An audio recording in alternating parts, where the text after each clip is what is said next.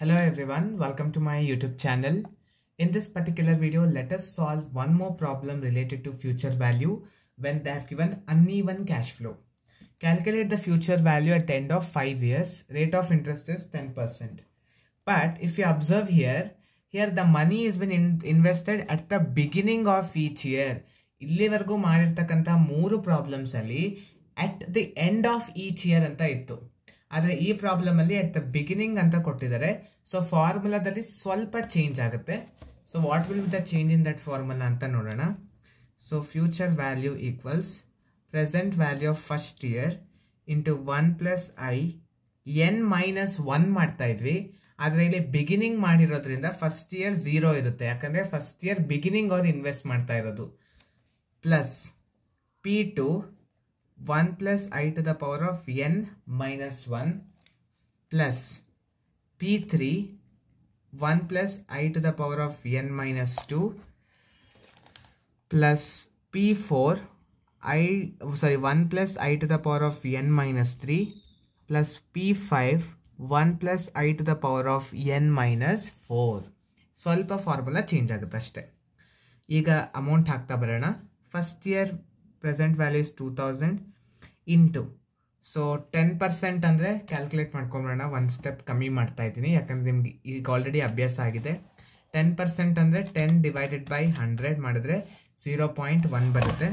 So ಡೈರೆಕ್ಟಾಗಿ ನಾನು ಅದನ್ನು ಬರೀತೀನಿ. 1 ಪ್ಲಸ್ 0.1 ಎನ್ ಬಂದು 5 years 5 minus 0 plus second here the amount is 4000 1 plus 0.1 n is 5 minus 1 plus third year it is 6000 into 1 plus 0.1 and 5 minus 2 plus fourth year it is 8000 1 plus 0.1 and it is 5 minus 3. The last year it is 10,000 1 plus 0.1 5 minus 4. ಈಗ evaluate ಮಾಡೋಣ. 2000 1.1 to the power of 5 minus 0 is 5 plus 4000 1.1 5 minus 1 is 4 6000 1.1 5 minus 2 is 3 plus 8000 1.1 5 minus 3 is 2 plus 10,000 1.1. So 1.1 5 minus 4 is 1. So ಈಗ ಬರೀ ಅಮೌಂಟ್ಸ್ನ ಮಾತ್ರ ಬರ್ಕೊಳ್ಳಿ.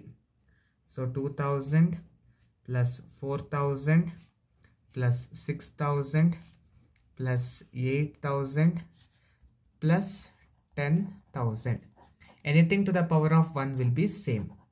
ಯಾವುದೇ power 1 ಇದ್ದರೆ ಅದು ಸೇಮ್ ಇರುತ್ತೆ ಅಂತ ಅರ್ಥ. ಈಗ ಮಿಕ್ಕಿದ್ದಕ್ಕೆ ನಾವು ಕಂಡಿಟ್ಕೊಳ್ಬೇಕಾಗುತ್ತೆ. ಸೊ 1.1 ಬರ್ಕೊಳ್ಳಿ. 1.1 ಇಲ್ಲಿ ಸಿಕ್ಕಿದೆ. 2 ಸತಿ ಇಂಟು ಬಟನನ್ನು ಟ್ಯಾಪ್ ಮಾಡಿ, ಒಂದು ಸತಿ ಈಕ್ವಲ್ಸ್ ಬಟನನ್ನು ಪ್ರೆಸ್ ಮಾಡಿದ್ರೆ ನೆಕ್ಸ್ಟ್ ಅದು ಸಿಗುತ್ತೆ ವ್ಯಾಲ್ಯೂ. ಅದೇ 1.21. ಈಗ ಅಗೇನ್ ಇನ್ನೊಂದು ಸತಿ ಈಕ್ವಲ್ ಬಟನ್ ಒತ್ತಿದ್ರೆ 1.331.